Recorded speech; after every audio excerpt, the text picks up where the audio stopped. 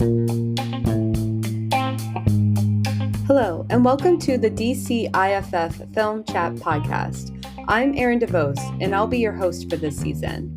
Join us for insightful interviews that explore the work of up-and-coming independent filmmakers from all over the world. If you're passionate about film and keen to learning about the creative process from the future cinema greats, this podcast is a must-listen for you. Our mission is to provide listeners with the engaging and informative conversations about successful and innovative films, including features, shorts, documentaries, animation, and web series from across the globe. The DCIFF Film Chat Podcast is a unique opportunity for independent filmmakers to have their voices heard in a way no other film festival can provide.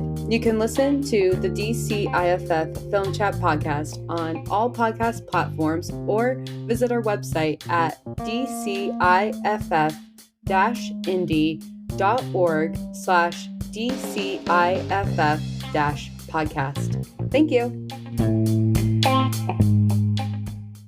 Hello, DCIFF Film Chat fans. It's your host, Erin DeVos, here for another episode. In this conversation, I'm speaking with the filmmaker John Gray, who is the director of The Third Defector.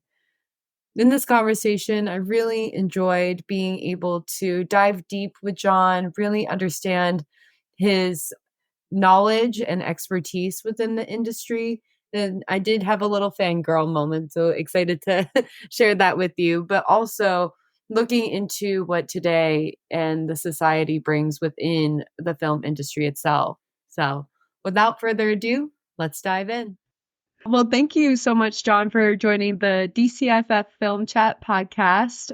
We were chatting after the film festival, but excited to be talking about your film. It was in the shorts program part of the festival. And yeah, so we'll just be chatting a little bit about that today. So I wanted to welcome you. Great. Thanks. Thanks for having me. Happy to be here. Of course. Yeah. Thanks so much. And yeah, for those who aren't familiar with you and your work, do you mind sharing a bit about yourself and your nominated film? Well, yes. My name is John Gray. I've been lucky enough to have worked for many, many years in Hollywood as a writer and director. I created a TV show for CBS called Ghost Whisperer some years ago. And these past few years, I've been kind of slowing down a little bit and not wanting to do series and things that are just so crushing, soul crushing, and difficult to do, especially these days. So I've been making short films, kind of back to my roots, where I started many years ago. And my wife produces them with me, Melissa Peltier. And so we make these short films. We try to make at least one a year. And then we travel around to film festivals, sometimes around the world. We just came back from Sedona, and we were at Cambridge before that, and Austin before that. Wow. And so we just have a great deal of fun making these films. And the Third Defector is a particularly fun one for us because we shot it in Paris. We did it a couple of years ago, and I'd been lucky enough to make a short film in Paris back in 2015 for Marriott. They had hired a group of filmmakers.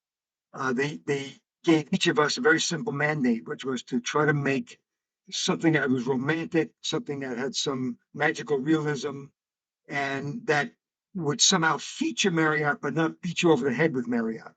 And every filmmaker got a different corner of the world, and I was lucky enough to draw Paris. So we made this film in Paris, had a wonderful time, and I wrote it, directed it, and we met just wonderful crew people and wonderful actors.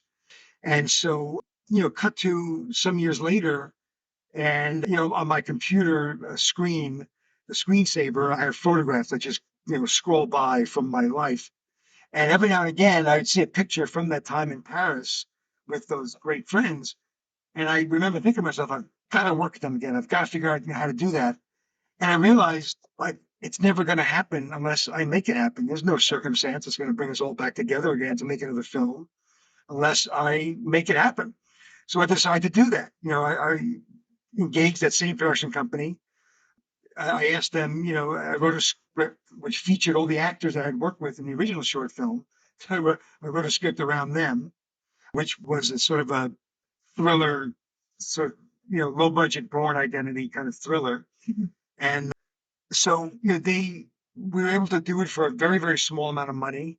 We shot it guerrilla style in the streets of Paris, just, a bunch of us in a van, just running around. And it was just a fun, fun, fun experience. And, the film has gotten a great reaction, and we're just so gratified by it. And I'm so bummed that I couldn't get to DC to see it play, because we always love to see it play with an audience, because there's a lot of kind of outrageous twists and turns in it. And we always love to see the audience reaction to that. So that's the nutshell of how this movie came about. Ah, well, that's so cool. And the fact that to be able to shoot in Paris, and I know like a few films that have been able to adapt to some of these like bigger cities and to be able to land it. So that's awesome that you were able to cultivate that and build into the script and build around the characters. So that's awesome. And also I'm a huge fan of Ghost Whisperer too. So I hadn't realized that you had written that show as well. So I want to thank you. And now I'm, fangirling here on that show too. That's amazing. And you mentioned that you've been in the film industry for a few years now and such. How have you seen the evolution of filmmaking develop, whether it's through like the creative process or, landing to be able to shoot some of these, bigger features or even series that you've created on your own? Well, I'm very fortunate in that I got to straddle the analog age and the digital age. Yeah. When I first started, which is back in the 80s, yes, I'm that old. We shot everything on film with film cameras. We edited on film. And so, of course, in those days, we had no conception that it would ever be anything different. And, there's a great, I mean, I love the digital age. I've embraced, of course, digital technology. But I feel very fortunate to have worked in the film world and in that era, because film is so beautiful, and film is a chemical process, I feel, and therefore a more emotional experience in watching film than in watching digital. But in any event, digital is beautiful also, and I was so happy that technology came along, because it made everything so much faster, and you could try so many more different things. And it was a great. But I'm very grateful I got to have that experience in doing with film. And I was also very lucky to come of age in an era where a lot more movies were made than are made today, both for theaters and for television. And I got to make a lot of movies for television, a lot of high-end movies for television. And I'm really grateful, because as a director and writer on those films, I was able to really shepherd the movie all the way through, from writing the script to casting it, to pre-production, the actual shooting of the film, and then of course post-production, editing, doing my cut, doing the producer's cut, the network cut, doing the sound mix, the color correcting, being there for the music scoring, and basically being on the movie from the very, very first minute to the very last minute where it goes on the air or you deliver it to a theater. And that's kind of gone now. There are really no more movies made for television. HBO might still make some movies, Netflix makes some movies, but they often go to the big feature directors. There isn't really sort of a reservoir of working TV directors who are getting these opportunities. Most of the opportunities in television now are in episodes. You direct an episode of a successful show, and you're very lucky. But as a director for an episodic, it's just not the same thing, because you only come in a few days before shooting. The show is generally already cast. The actors don't really need much help, because they know their characters. They've been doing it in some cases for years. You shoot it very quickly. Sometimes they're not that interested in a directorial vision, because the show is what it is and it's already got a vision. And then you do your cut in 4 days. You hand in your director's cut, and you're gone. You have no hand in the rest of the editing or in the mixing. And so I really feel like it's a big loss for young directors today, in that they don't get that opportunity that I had to shepherd a movie all the way through. So I'm really grateful for it, and really grateful for my career. Things are different now in many, many ways. And I'm very fortunate that I have the resources to make these short films while I'm trying to still navigate the development process in Hollywood, which is maddening and difficult and slow. So now we make these movies, and I love going to film festivals like DC Film Festival, which is so wonderful. And I try to give seminars. I try to pass on some knowledge, and we do seminars and working with actors and pitching. Which I just did a pitching seminar in Sedona, and I love meeting young filmmakers and seeing their films and experiencing their passion. So it's just a really sweet way right now to spend my life, making these shorts. And occasionally some project I do comes through, and I go off and do that. But I'm always kind of anxious to get back to the shorts. Yeah, no, that's a beautiful way that you described your career and journey because I feel that there is such an opportunity and you have a unique perspective of seeing the evolution of film and through the many different entities and different ways that we're able to express as filmmakers be able to come out. So I love how were able to describe that. And through, DCIFF is very big on the education aspect because through one of the F's in DCIFF is forum. So being able to bring, forums and discussions within film. And part of the podcast as well is having these types of discussions where we're able to have, not only just talk about the industry itself, but seeing the challenges and how we can navigate this all together. So I really appreciate you sharing your perspective. And it reminds me to think, just because I was talking about this with another filmmaker yesterday on the podcast, was about the writer's strike. And you kind of touched on how some of, Hollywood has, I feel like, I mean, this is just my opinion, but I feel like it's just gotten that much slower to be able to adapt and be able to go through distribution in the process. Do you feel that's kind of like the reflection of the slowness since the writer's strike, or do you think that's maybe something before that you've seen? I honestly think that coming out of the pandemic, there was a great confusion, about what we want to make now, what people want to see. Yeah. And you get all this feedback from studios, nothing dark. We want everything's got to be hopeful, and now that's kind of turning around. And the truth is that in spite of how hard studios and networks and streamers try to anticipate what audiences want, you really can't. You really can't. You have to make films that you believe in or television that you believe in that speaks to you. And you sort of have to hope that you're in tune enough with the world that other people will agree. Mm. But since I guess the 70s or 80s, when the corporations really took control of film and television in a big way, corporations that film and TV is just one spoke of their giant wheel. And so they try to apply all the same sort of corporate techniques that they do, in determining how to sell shoes or how to sell refrigerators. They do this, they try to apply that same thing to film and television Yeah. and, focus groups and you really can't. I mean, it's just been proven time and time again. You really can't quantify it that way because it is an art form. We all want it to be a business. We all want to make money because if you don't make money, you can't keep making movies. So we really get that. But I just feel like one of the reasons why so much of film has become soulless and dead today is because of this technique that this marketing, it's all been taken over by the people who market instead of the people who really make the films. Yeah. And I think it suffers for it. The audience suffers for it. Yeah, and to even think on top of that, with social media, how, the attention span has just gotten, so much shorter with people, like in the sense of like short form content. And, I know we rely as filmmakers, like the trailer to be able to tell the story before, the big, feature or, whatever that episode or, whatever that content is comes out. So it just makes me feel that, filmmakers have to come out that much stronger to be able to pitch or, tell their case. Yeah, I think it's always important to have a clear vision of what you want to do, or a story that you want to tell, Hmm.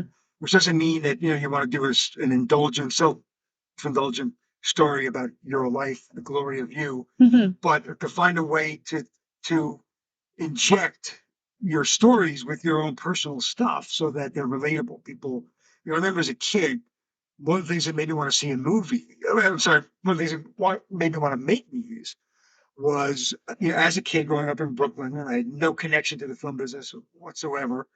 but I would sit in our local movie theater, the Fort Way, and often by myself, and I'd watch these movies and I would see things that I could connect with emotionally, and I could feel like, hey, I'm not alone. The things that I worry about, the things that I was ashamed of, the things that I feel are really more universal than I thought. And there are other people out there. And so that was a fantastic discovery for me.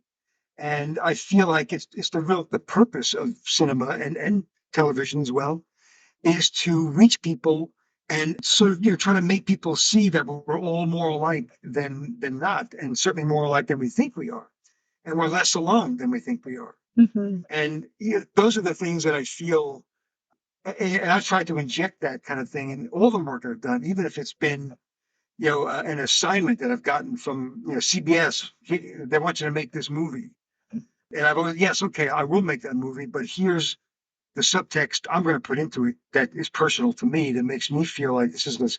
I want to speak to people with this story. Yeah. So that's what I always try to tell students to do. And so many times you see films by young people that you feel like this person, their frame of reference from other movies, not life.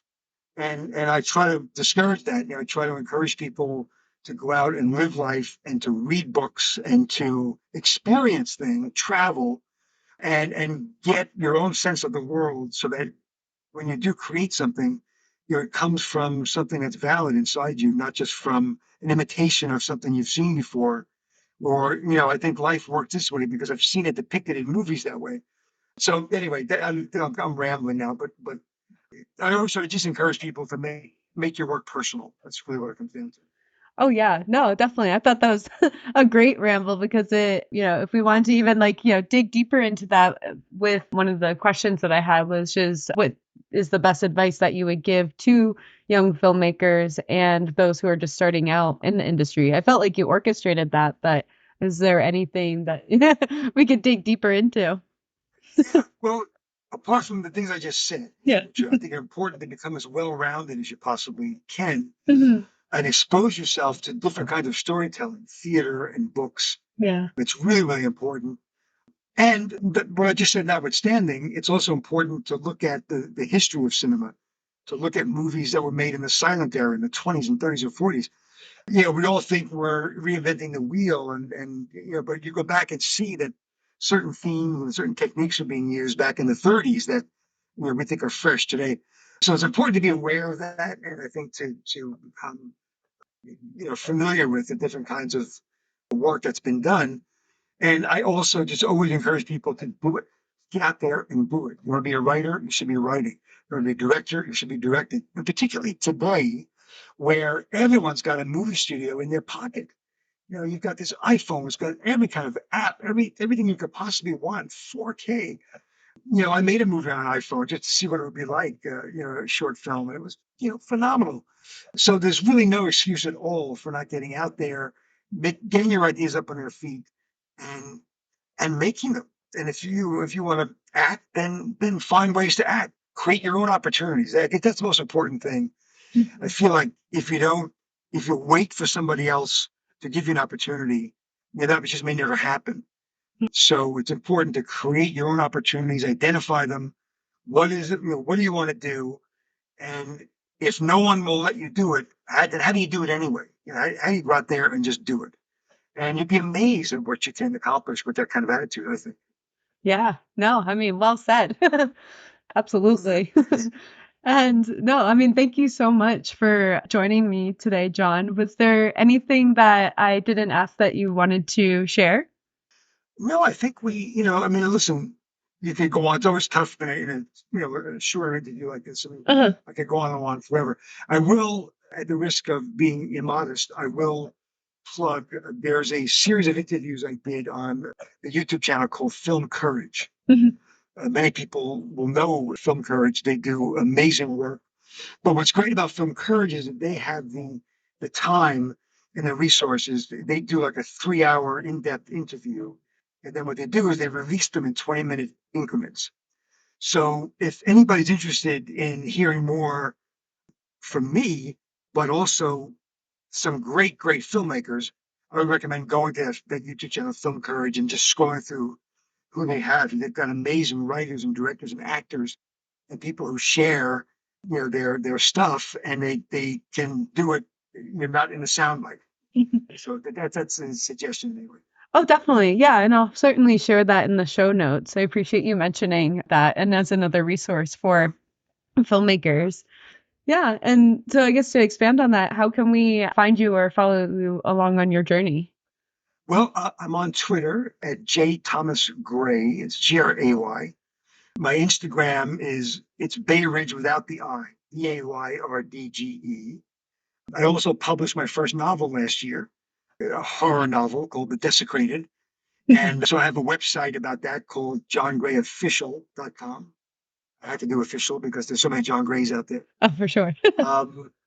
And so those are the main ways, I guess, to track me down and see what I'm up to. I post all my film festival stuff on Twitter, so that's always fun to keep that on the record. Awesome. Yeah, no, we'll definitely check it out. And also congratulations on your novel. Maybe will that turn into a film eventually one day? Or I hope so. Something we're always working on. Horror is a very viable genre, and it's one that I love. And particularly character-driven horror, which I think this is. So yeah, we're out there trying to. Well, exciting. Yeah, no, I mean, we'll definitely follow you along and yeah, to see how that progresses as well. So thank you so much, John. Great. All right, thank you. This podcast is brought to you by the DCIFF supporters. We could not be here without all of you to be sharing this amazing outlet with filmmakers from around the world. If you are interested in supporting DCIFF, head on over to our website through the link description in the bio of this episode, or you can go right to the website, which is DCIFF-indie.org, to connect with us and learn more about our Future of Film programs, our festival, and also more educational opportunities in what we do with our high school students, community, and beyond. We look forward to your support.